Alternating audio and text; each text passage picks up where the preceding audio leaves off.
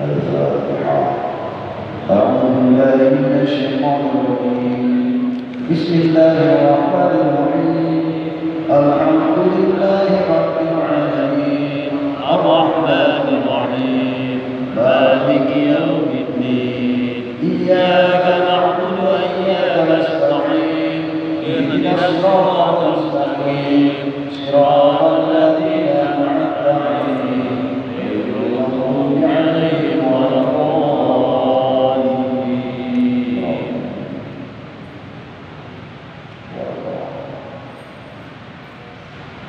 السلام عليكم ورحمة الله وبركاته. وعليكم السلام ورحمة الله وبركاته. الحمد لله والصلاة والسلام على رسول الله سيدنا محمد بن عبد الله وعلى آله وصحبه ومن والاه. Yang sama-sama kita hormati jajaran urusan negara Masjid As-Sirahul Jahil khusus Ketua Bapak Salam. Yang sama-sama kami hormati pula para anggota kepanitiaan pembangunan Masjid As-Sirahul Jahil, para sepuh tokoh masyarakat, para pemangku wilayah, jamaah sekalian, insyaallah senantiasa rahmat Allah Subhanahu wa taala. Alhamdulillahirabbil alamin, segala puji Allah yang senantiasa melimpahkan berbagai karunia nikmat-Nya kepada kita semua. Di antaranya nikmat iman, nikmat Islam, nikmat sehat walafiat pada wabil khusus di bulan yang penuh berkah bagi bangsa Indonesia, bulan Agustus, di mana kemerdekaan yang kita rasakan itu karena semata-mata karunia dari Allah Subhanahu wa taala dan perjuangan yang luar biasa pada kita. Sehingga dengan kalimat yang pertama,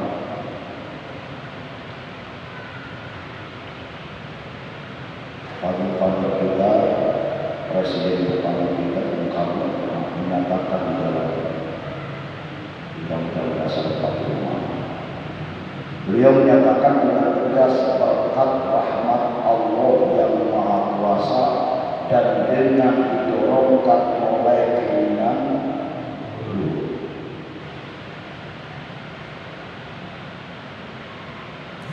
artinya seorang pemimpin bangsa ini menyadari secara batinnya kemerdekaan yang diraih oleh bangsa Indonesia semata-mata berkat rahmat Allah Subhanahu wa taala dan semangat juang para pahlawan kita. Maka semestinya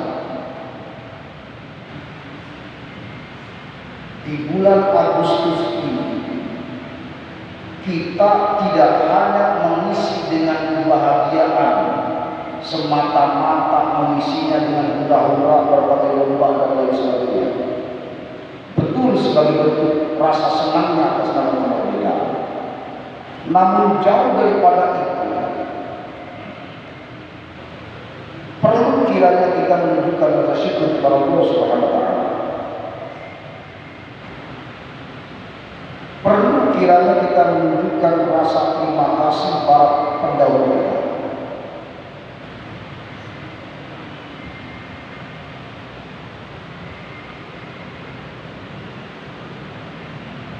Saya itu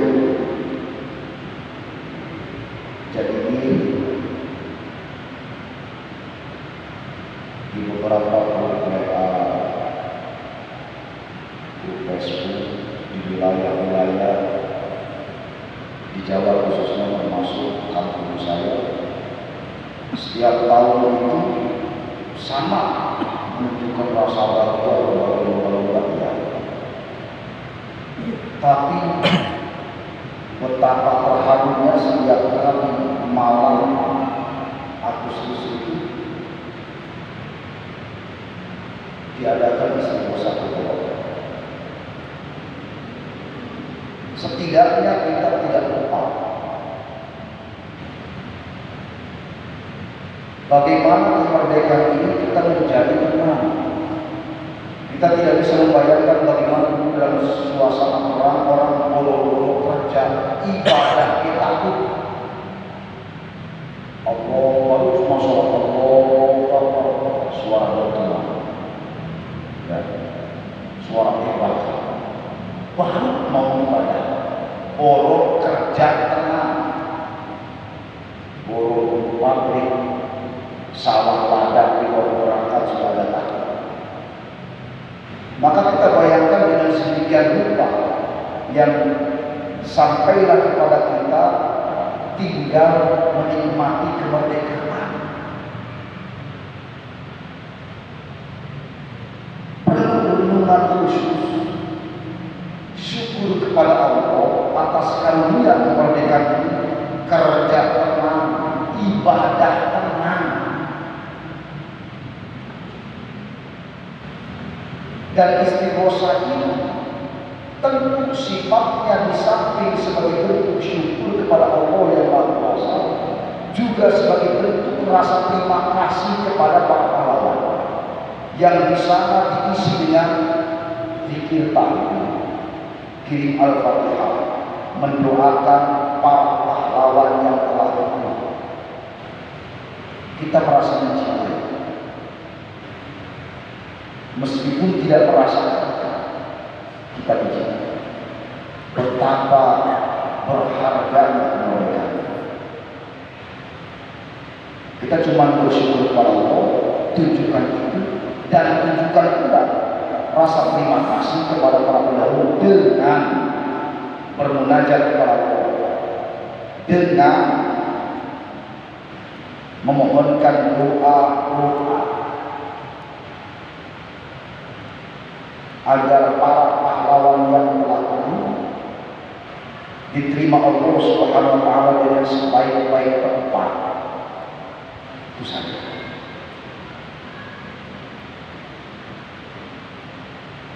Saya dari dulu bayangkan berbagai elemen masyarakat, baik dari tokoh agama maupun tokoh sosial, misalnya DKM, masjid, musola, kerjasama dengan pemangku wilayah, RW dan RT serempak kompak di malam Agustus. Alhamdulillah, tidak harus lagi istimewa. Rakyat Geraha Melasti di malam 17 Agustus kumpul, tentu diprakarsai oleh DKM, masjid, dan RW. Betapa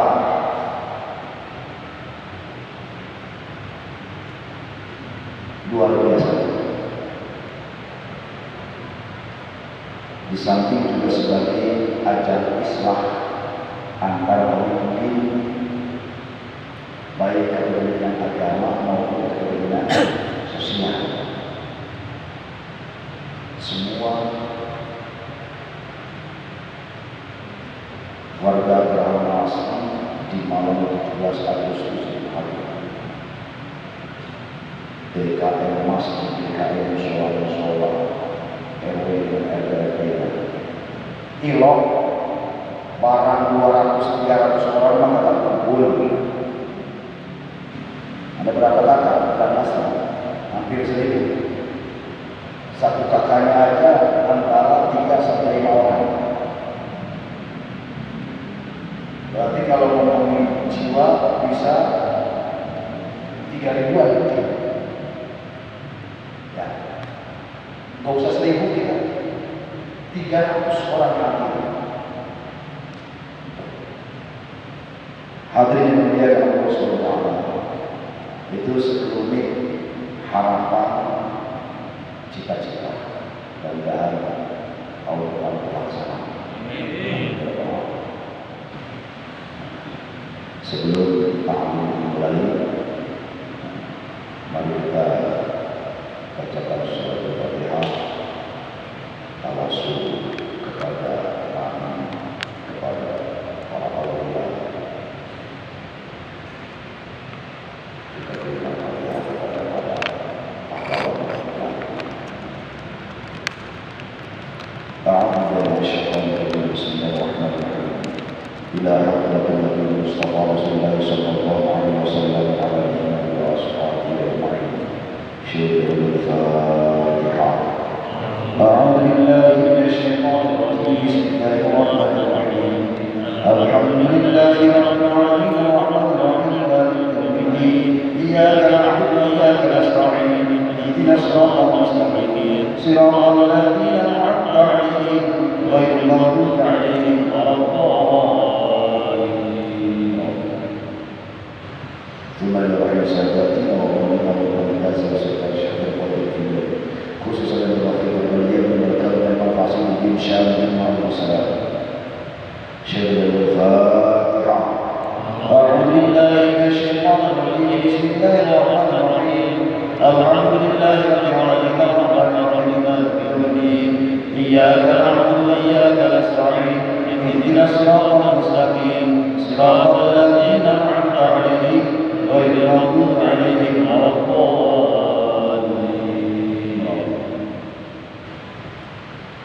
ثم لا أدرك من الصحابة الذين بلغوا بالتكفير بالجنس وخصوصا بالعلم والمصنع والحيوان والمسلم بالسيف وعلم المسلم والعلم والسلسلة الذين وعلم السعي السلام واليد وعيسى الأخر السلسلة والسلام والبحر والمسلم وعلم الشيخ الجلال وعلم الشيخ الرسول الذي جلال الفقاصة والأولياء والشهداء والصالحين.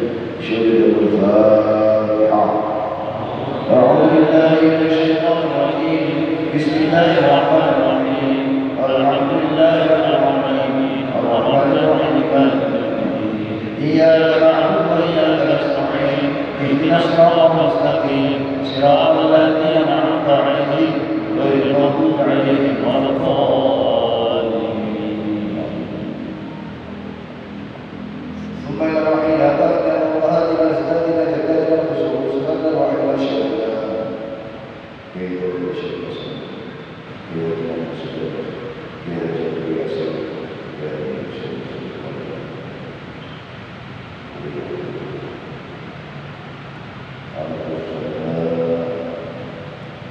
الشهداء بحرية المسلم.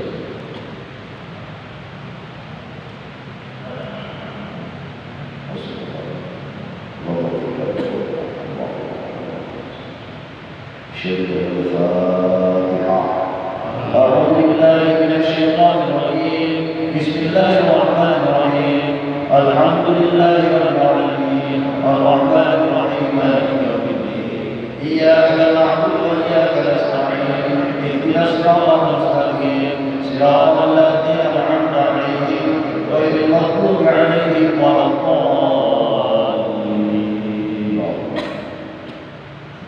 ثم لا رحم جميع المؤمنين والمؤمنات والمسلمين والمسلمات الأحياء منهم والأموات خصوصا جميع الحاجات والمطلوبون على الإسلام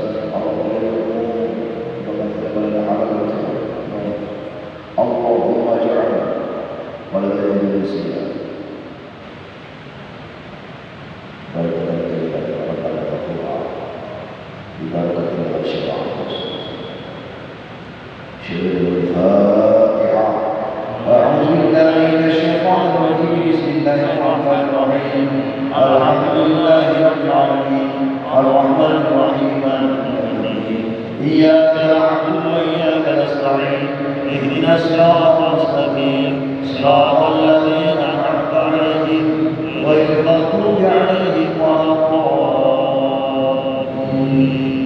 آمين. ولبقية وللشيخ الجماعة الحمد لله رب العالمين. أعوذ بالله من الشيطان الرجيم. بسم الله الرحمن الرحيم.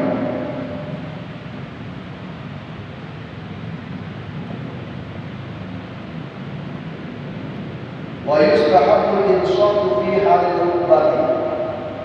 Kemarin pembahasan tentang rukun. Ini terakhir. A'udzu billahi minasyaitonir rajim. Bismillahirrahmanirrahim. Wa yustahabbu dan disunnahkan al-insatu dia fi halil khutbati dalam kondisi khutbah.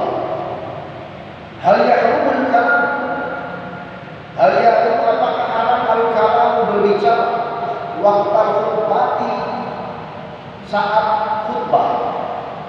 Fi kaulan, dalam perkara ini terdapat dua pendapat, ahaduhuma salah satunya wa nassa alaihi Syafi'i fil qadim. Imam Syafi'i menetapkan dalil di dalam qaul qadim. Qaul qadim itu istihad Imam Syafi'i, pendapat yang terdahulu. Annahu bahwasanya al-kalam yahruha,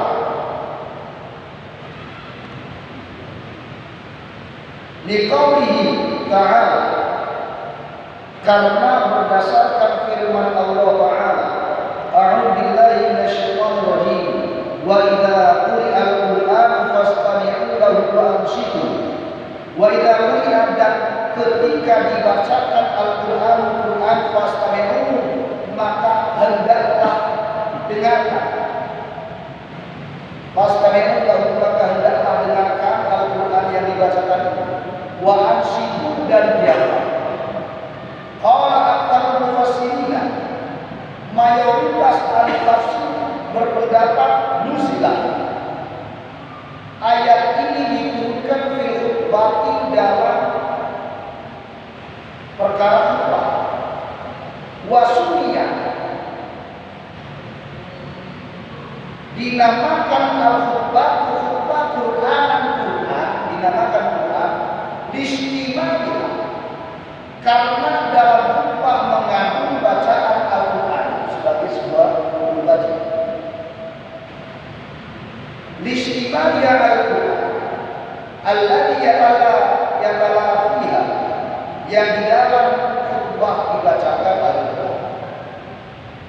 Wa liqauli, dan karena sabda Nabi Muhammad sallallahu alaihi wasallam, idza qulta li sahibika yaumal jumu'ati wal imamu yahtubu anshid faqad baqa. Idza qulta, ketika kamu berbicara li sahibika, kepada temanmu, maksudnya kepada sesama jamaah, yaumal jumu'ati, pada hari Jumat, wal imamu, sementara imam yahtubu sedang berkhutbah. Mengucap apa? Berkata apa? Anshid, diamlah. Timbang mengucap diamlah. Ini kan ucapan anshid di sini sebagai reaksi karena misalnya sebelahnya lagi ngobrol, kemudian kita hincar, kita ucap begitu, faqad lahuta, maka sungguh sia-sia. Wallahu al-ithmu, yang dimaksud kalimat lahu tadi, al-ithmu bermakna dosa. Wal-jadid, dan pendapat Imam Syafi'i yang terbaru, pendapat yang baru, revisian.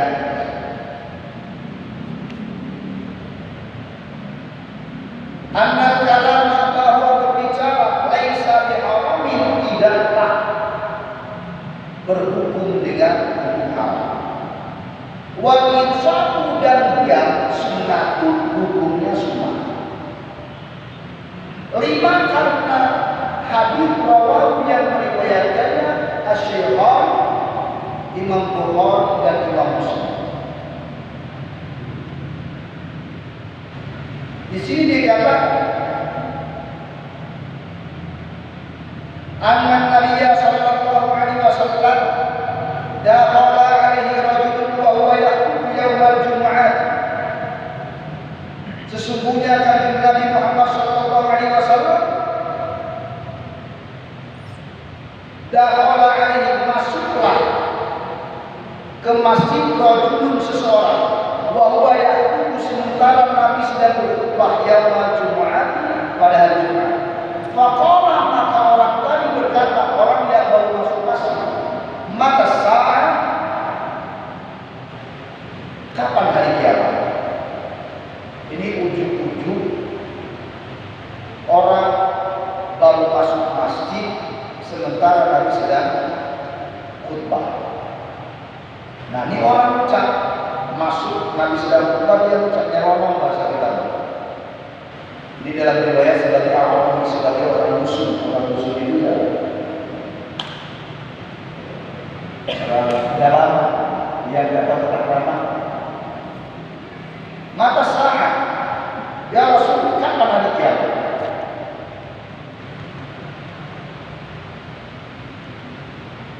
Fa'awman nasu ilaihi bisuruh, maka para manusia jamaah yang ada memberi isyarat pada orang tadi disuruh untuk dia ngasih isyarat. Falam yakun wa 'ala kalam, dikasih isyarat oleh jamaah untuk dia tidak menyerukan, bahkan mengulangi pertanyaannya. Faqala, maka menjawablah Rasulullah sallallahu alaihi wasallam, lahu, menjawab si laki-laki tadi, ba'da thaniyati, sesudah masuk khutbah, sesudah pertanyaan kedua kalinya.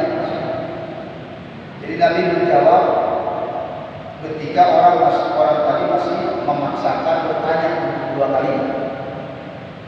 Waihat, kata Nabi, celakalah kamu. Ma'akal, apa yang kamu persiapkan, bekal apa yang kamu persiapkan untuk menghadapi hari kiamat? Qala, si rajul tadi, orang pedalaman tadi, menjawab, hubbullah wa rasul, bekalku untuk hari kiamat adalah cinta kepada Allah dan cinta kepada Rasulullah. Dengan entengnya dia jawab seperti itu. Faqala, maka Nabi pun bersabda, innaka ma'a man ahbabta, sesungguhnya engkau akan bersamai orang yang engkau cintai. Ini luar biasa, yang sangat dahsyat. Orang-orang berdebat, kesal banget yang orang jamaah berdebat. Kalau bahasa kurang ajar banget orang ya. Orang-orang bahasa masuk masjid, nafas yang dia nanya, kan kata kita ada sopan, ada sopan. Ya Rasul, pada saat kapan hari kiamat? Dan dengan jengkelnya jamaah memberikan isyarat pada dia untuk diam. Ini orang yang suruh dia tidak peduli, mengulangi lagi pertanyaannya. Sampai akhirnya Nabi memberikan jawaban setelah dua kali tanya tadi. Ma a'adda, apa sih berani-beraninya kamu tanya kapan hari kiamat? Apa bekal kamu? Jawabannya, bekalku adalah cinta pada Allah dan cinta pada Rasul. Sesuatu yang menjengkelkan ini, kejadian seperti menjadi berkah bagi jamaah saat itu. Kenapa dianggap berkah? Jawaban ketika Nabi menegaskan atas jawaban orang tadi, kata Nabi apa? Innaka ma'aman ahbabta. Sungguh engkau akan bersamai orang yang kau cintai. Artinya, jika berdasarkan tadi cintanya kepada Allah dan Rasulnya, maka engkau akan masuk surga membersamai orang yang dicintai, yakni Rasulullah SAW. Ini para sahabat jamaah mendengar dialog begini yang tadinya dongkol jadi senang banget. Sama. Jadi banyak kejadian-kejadian unik di masa Nabi itu, hal yang mencengkelkan, bahkan hampir dibunuh orang tak terdapat disyukuri. Pernah mendengar ada seorang sahabat ketika Nabi khutbah dan riwayat kepada Nabi itu tidak ingin meninggalkan alam dunia menanggung dosa. Nabi berkhutbah di hadapan para sahabat, aku tidak ingin meninggalkan alam dunia ini dengan menanggung kezaliman dosa. Adakah di antara kalian yang pernah aku sakiti? Maka saksikanlah hari ini aku terima setimpal balasan agar ditebus atas kezaliman yang pernah aku lakukan. Oh, sahabat ada yang mengajukan, aku ya Rasul. Apa yang terjadi? Dulu ketika perang, tidak sengaja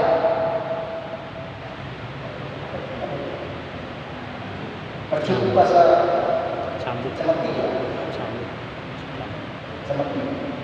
seperti buah merah muda. Aku di sampingmu terkena cemeti ketika kau mengelak kuda. Aku merasakan sakitnya. Ya sudah. Kalau kamu ingin membalasnya, waktu itu putranya atau cucunya untuk mengambil. Para sahabat waktu itu gerak, ini orang kalau bahasa kita mau dimaki apa? Karena tinggi kalau bahasa kita. Pada kesal. Bahkan sejak awal waktu itu udah lulus pedang, kurang ajar orang, kurang ajar sekali, mau membalas, hancur. Tapi Nabi waktu itu menahan, biarkan, aku tidak ingin meninggalkan alam dunia ini dengan kezaliman dan kesalahan. Ambil lagi. Ketika cemeti itu sudah diambil, silakan balaslah atas apa yang pernah diperbuat. Ya Rasul, ketika itu aku bertelanjang dada dan mengenai kulit. Bukankah engkau menyatakan sebanding atas balasan? Oh, Sayyidina Umar dan mengangkat dada kurang ajar.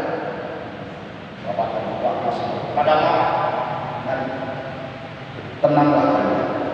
Aku ingin menembus atas kebenaran. Nabi akhirnya membuka.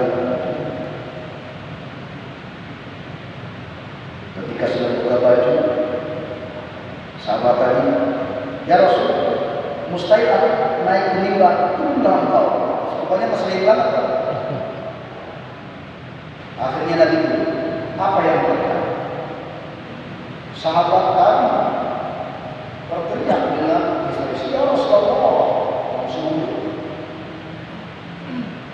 tidak mungkin aku menyakiti.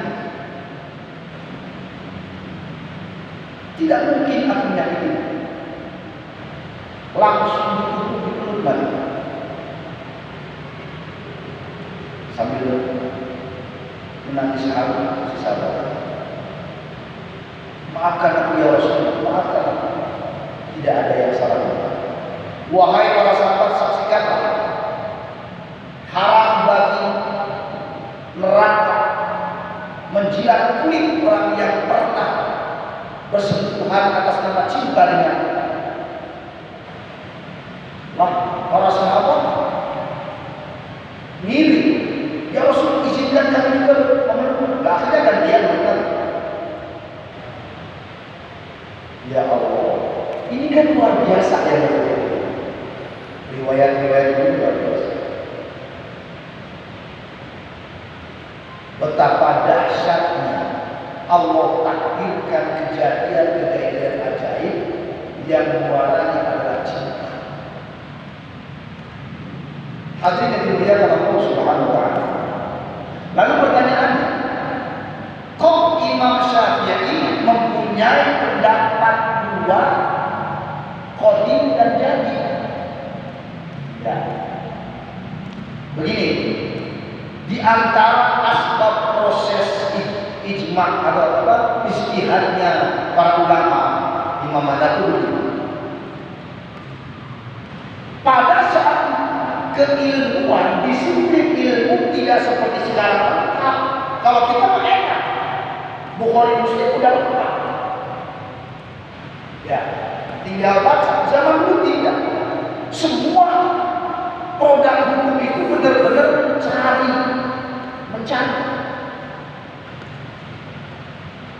Maka ketika awal mula di dalam kaul qadimnya Imam Syafi'i hanya berpatokan pada ayat,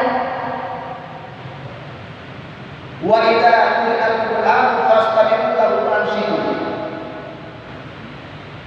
Di dalam usul fikih dikatakan bahwa dalil ijmaliyahnya menyatakan mutlaqul amri lil wujub. Ini dalil umum dalam usul fikih.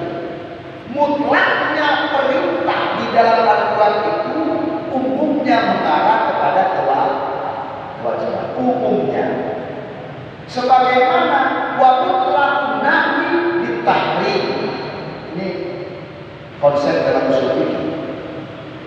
Mutlaknya larangan itu mengarah perkara pada haram. Itu keumuman dalil. Kecuali sudah ada tambahan. Nah, saat itulah Imam Syafi'i hanya berpatokan pada ayat.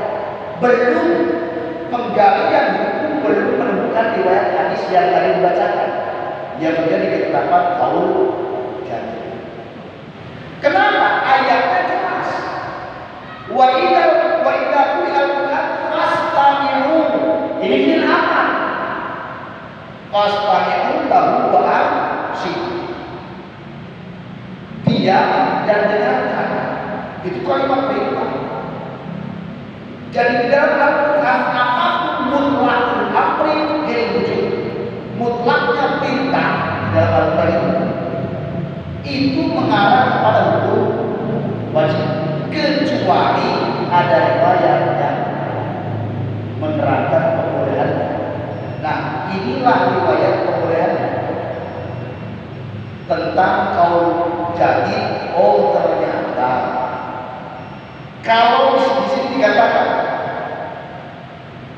walau kana haraman lakum la'antum, kalau dia letak di haram, kalau berucap berkata-kata itu haram di dalam khutbah, maka Nabi akan meninggalnya.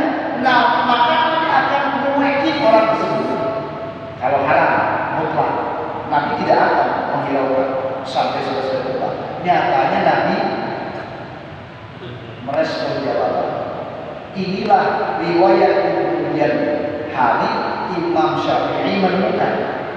Jadi zaman dulu tidak sesederhana sekarang. Kalau sekarang enak, dan kita udah ada, tinggal baca. Zaman dulu tidak. Nyari dulu. Lain Bukhari Muslim zaman beda durasi sekian ratus tahun. Imam Bukhari dan Imam Muslim itu berbeda Syafi'i. Jadi kalau ada yang menyatakan Imam Syafi'i pakai riwayat hadisnya sahih atau tidak, pakai Imam Bukhari atau tidak, dan bagaimana Imam Syafi'i memakai Imam Bukhari, Imam Muslim?